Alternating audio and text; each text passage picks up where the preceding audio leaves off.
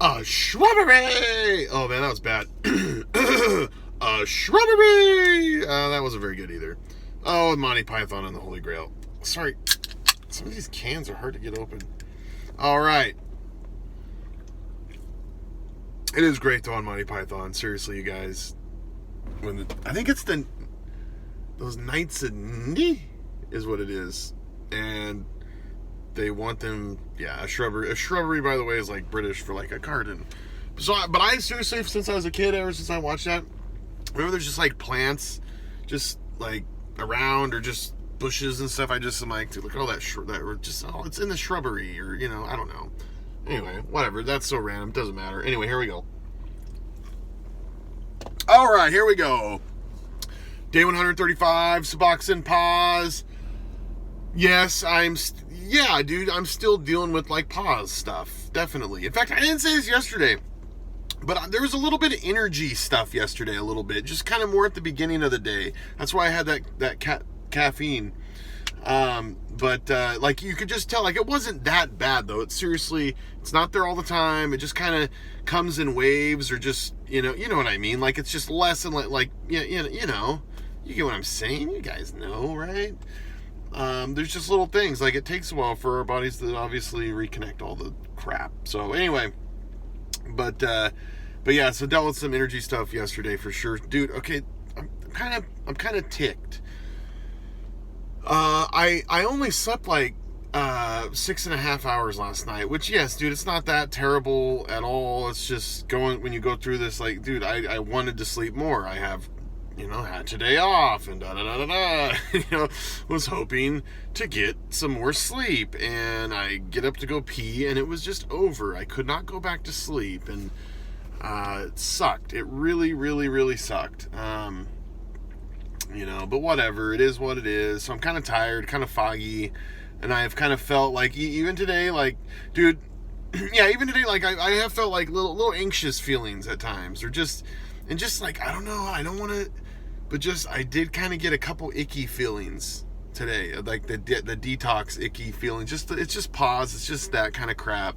It's not that big of a deal, though, but even when I was out here preparing this video, I was just kind of feeling not right, or just, I could tell that a wave of like that crap kind of, it's not that bad. It's just, it's just, there's just a little, you can just, it, that you're only 135 days in this, which is not very long in the grand scheme of things, especially, dude, if you're someone like me that was addicted to opium for over a decade. Okay. I mean, seriously, like hardcore freaking, just using every single day. I mean, yeah, dude, the last 4 years I've been on Suboxone, that's been like as good, or you know what I mean, like, and started at 32 milligrams and went down to a half a milligram for sure, but still, that's still 4 years on Suboxone. But before that, dude, I mean, yeah, I had a real short stint of Suboxone. I did the program freaking fast and jumped, on stuff. Well, I switched over to morphine and oxy and then jumped. But I mean, I used a lot of methadone too for a couple years, because it's all I could find. I mean, a freaking lot of methadone. But you use it. I mean, I was using gobs of morphine and oxy and methadone. I'd take it all together if I had to, if that's all I could get. But I mean, just tons of that crap for so flipping long. It was this, or it was that, or mixing this, and I mixed, mixed as much as I could with and benzos and whatever, and you know what I mean. Like, so when you're on that crap for so long and you're hard at it, 135 days is nothing. I mean, it's not nothing, but you know what I mean. Like, just understand, like, don't let it bring you down if like don't get frustrated if it's like, well, I'm not normal yet. Like, I mean, yeah, it might take a while, but dude, if you're someone that's only been addicted for like a year or something, you're freaking there. I mean, you're probably gonna be pretty all right. Like, seriously, or like, there's a guy that I know that is getting, well, there's a couple people now that are getting off, or yeah, there's a guy that's weaning off oxy, but there's a guy that's like, I don't know, I'm on day 135. He's probably close to 100 days. In fact, I think he's like 40 days behind me, or like 38 days behind me or something. oxy guy, and he was addicted for a long time, but in the grand scheme of things, the amount he was taking, yes, he was addicted and he got dope sick and all that stuff, but it wasn't near as much as a lot of us, or you know what I mean, and that's a faster acting opioid, so like an opiate, so like it's you get what I'm saying, like there's gonna be things that are gonna end symptom wise with him than people that are on Suboxone or methadone, or you know what I mean. So anyway, we know that, most of us know that, I would assume. But anyway, oh crap, I'm taking dude, I just get going. I don't even, I get worried sometimes about like preparing these videos. Like I was telling my wife up there before I made this, I was like, dude, I don't even know what I'm going to talk about today. I knew like one little subject of what I'm going to talk about, but I'll elaborate and I'll pound it home, whatever. I don't want to make these too long because I actually want people to watch them too. So I got to kind of watch that because I understand, dude. If I saw a 24-minute long video of like Suboxone PAWS day 131, like just random, I'd be like, I don't know if I have time for that crap. But the folks that follow, dude, you guys are cool. Thanks for being here, seriously. And I hope these help. Anyway, okay, here we go. Football days are a freaking trigger, dude. Freaking trigger, dude. And it doesn't matter if Niners are 3-0 though. Oh, it's so stressful at the end, though. But they got it done. 5 turnovers. They played so sloppy. They were way the better team all day, but they got it. Jimmy got it done at the end, baby. Clutch. All right? That's all that matters is 3-0, baby. Anyway, sorry. And the Seahawks lost. You guys don't even know how happy I am in the football world right now. And it looks like I'm going to win both of my... Well, I'm in 3... Actually, I'm going to win on all 3 of my fantasy leagues this week, but there's one of them I really don't care about. Like, I really don't even care. Like, honestly, I wish I would have lost. No. But anyway, I really don't care. Anyway, okay, sorry. But dude, their trigger day, I don't know what it is, you guys. I don't know. That was my thing, I think. I mean, I'm the type where I would do this. I remember doing this kind of stuff. Like, I would...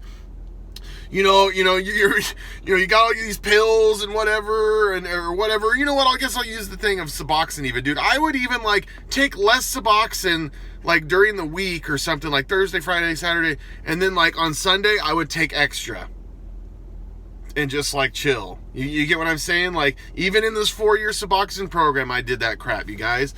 And not good in my heart. I knew it was wrong. I knew that was wrong doing that.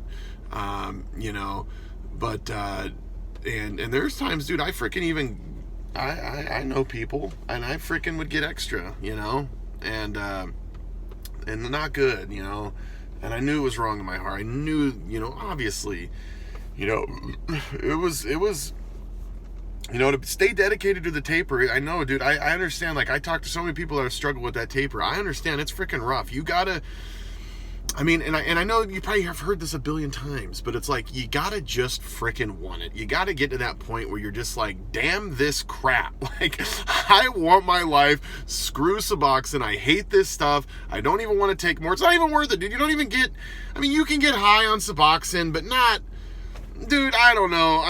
You can. And I hate it when people say you can't, because that's a load of crap, okay? It's you can get high on Suboxone, definitely.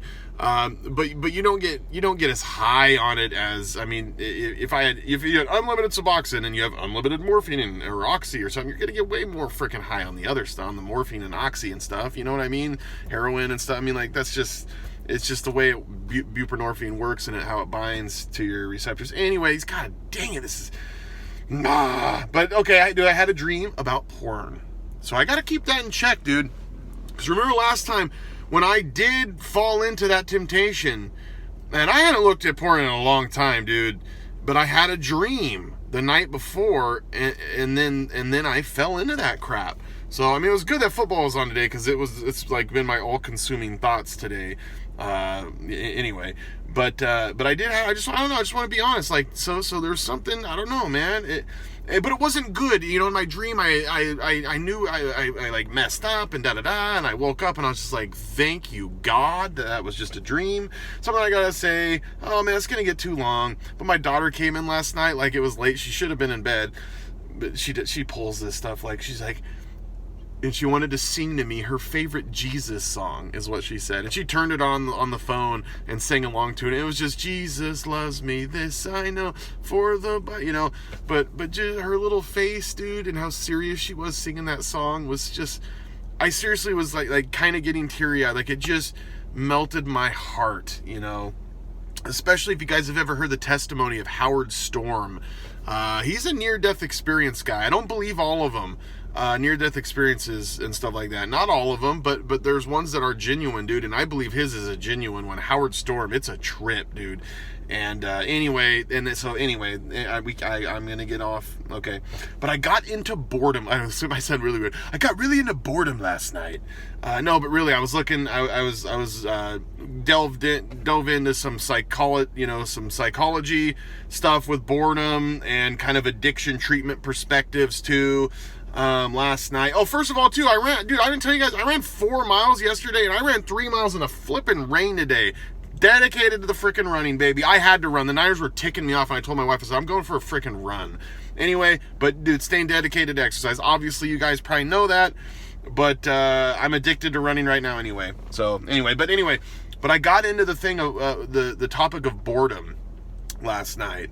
And I wanted to dive in more. It just got late, and I needed to read my Bible and then go to bed. But it was kind of interesting too. It's just interesting because they used to kind of think like, oh, boredom is a product of depression. Like, depression is the thing, and then boredom, and that's not true actually. And that it's science. It's not true. That's just like back, and that's what they thought. Like.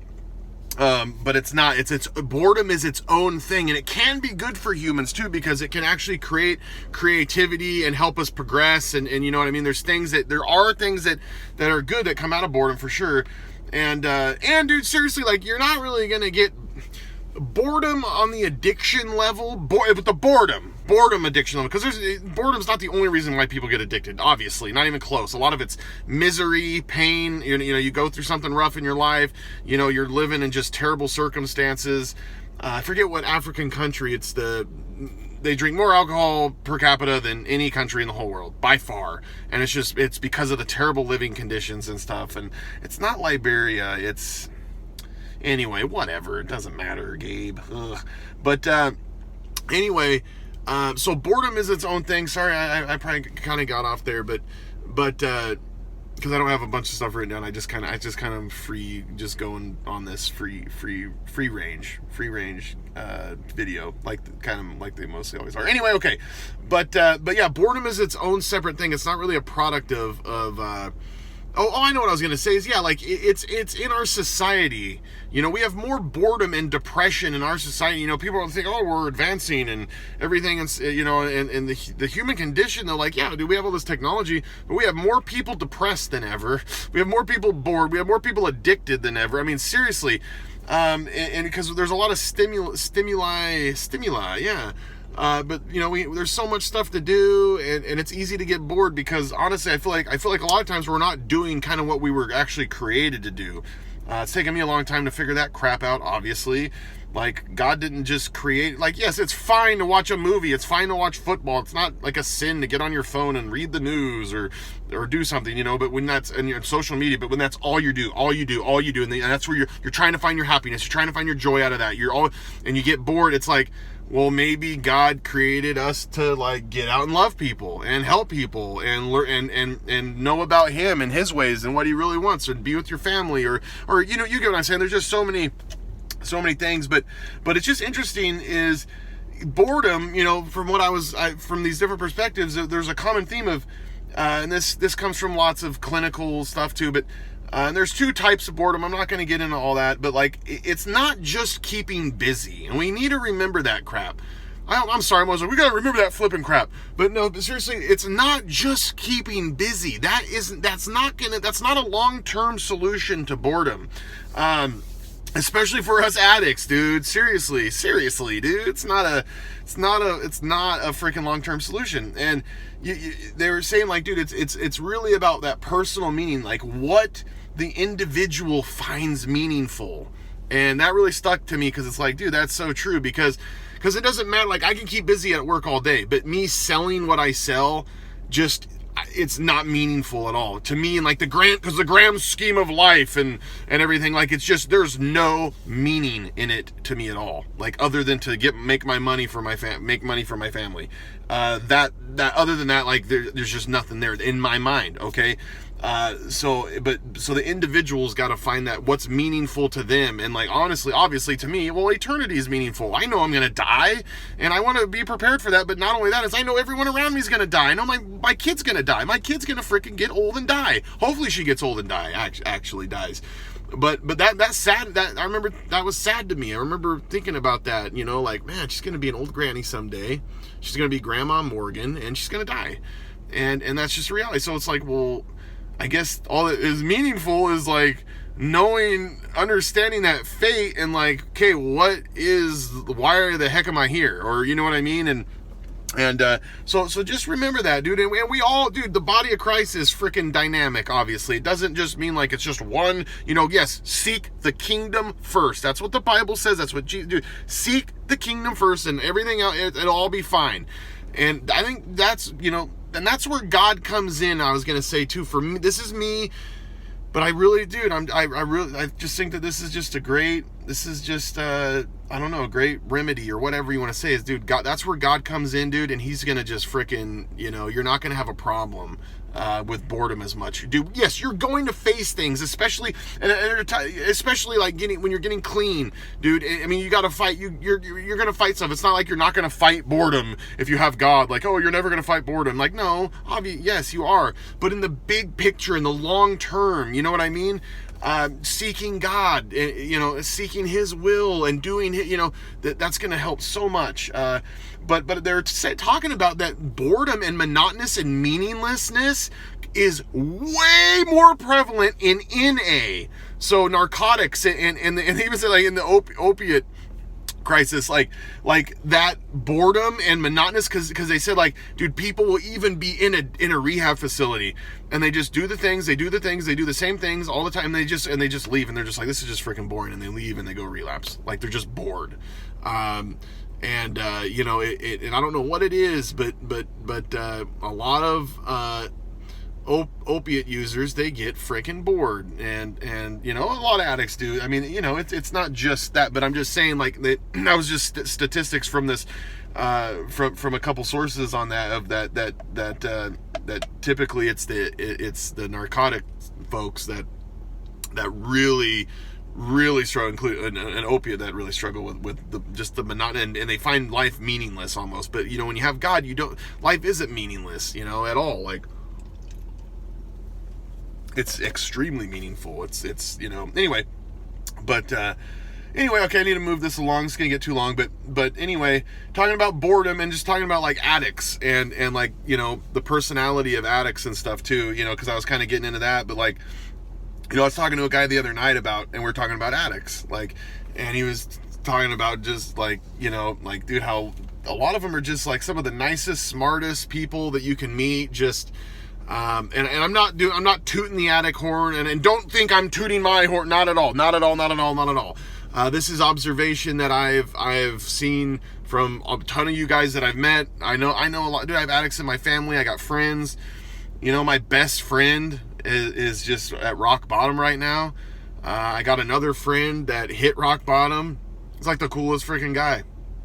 Hit rock bottom, and he's in recovery right now. He's like, he's been clean for a while, and he had to go, he's been to freaking rehab. He's done a bunch of them, but he's getting stuff straightened out in his life. And but I guess what I'm saying too is like, me and him were talking, it's like, a lot of them have they got a lot to offer this freaking world. They're really smart, and you get bored. You get freaking bored because things aren't challenging enough, or whatever. Maybe you made a decision, you went a path in life that you just wish you didn't, or you're not liking this or whatever, and you get bored or whatever, and you want to use, or you want to feel alive or whatever. But something I was going to say too is like, dude, they seriously are. A lot of addicts that I meet they're either the most selfish jerks that you'll ever meet when they're really bad, but that's because, dude, they get changed by this drug too. But they're just seriously so nice. Because something I was thinking about is a lot of times when you meet an addict, especially after they've been an addict for a while, they're so humble because they understand that, like, how helpless they are. They understand that they need help. They're usually very receptive to the fact that they need help from God. They're not like hostile toward an existence of God. You kind of, and when you're on drugs and you're doing that kind of crap, you really realize, like, that there is a God, absolutely. Or, you know what I mean? Like, you just realize that battle between flesh and spirit, I feel like, a lot. But a lot of smart freaking people, and when you use, you could see, the damage that the drug does to a person or yourself, or, you know what I mean? Like, it just changes you for sure in ways, like we talked about, but it does that chemical altering, and it creates that mental illness, that bipolar or whatever, and that's why it's so hard for people to freaking get clean, and it can change these people. Like, the coolest, nicest people will be stealing. They'll be wanting to borrow money for drugs and say it's for this, or they're in prison, or like you're me and you just never got caught, or whatever. I had some stupid thing. I did so much bad stuff. Yeah, you know what I mean? But I didn't steal stuff. I spent all of mine and my wife's money.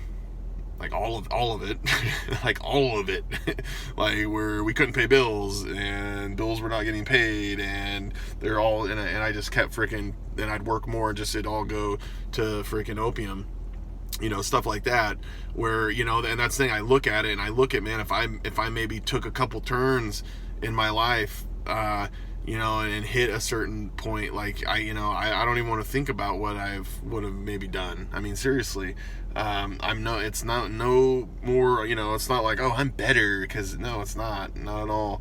But anyway, I don't know. But something too, I don't know. I guess I'm just going to end it this way because it's getting long.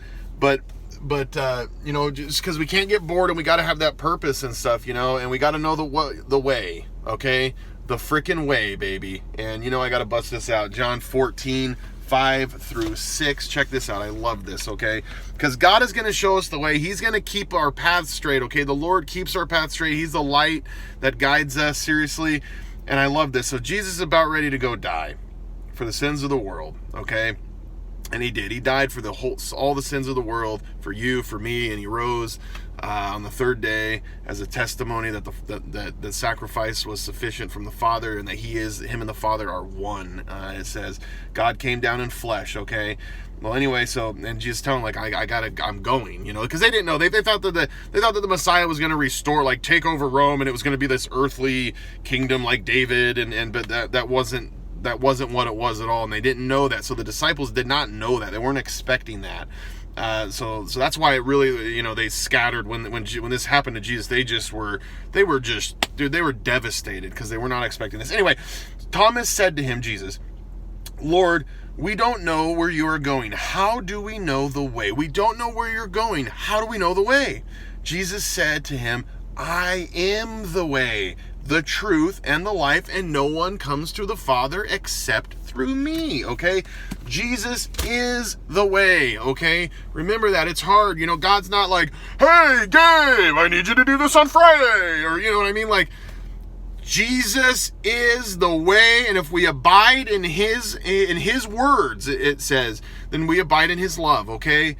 He is the way, okay? And the truth and the life, baby. He said he is the resurrection and the life. Remember that. He's in the business of changing people, dude. Look at Paul. Paul was killing Christians, and then he went to completely change, so he can change. He can help our boredom. He can help our freaking chemical crap that we've done, being an addict for too long, just like this video's too long. Anyway, V for victory, straight up. I'll be here tomorrow. God bless all y'all, and salute.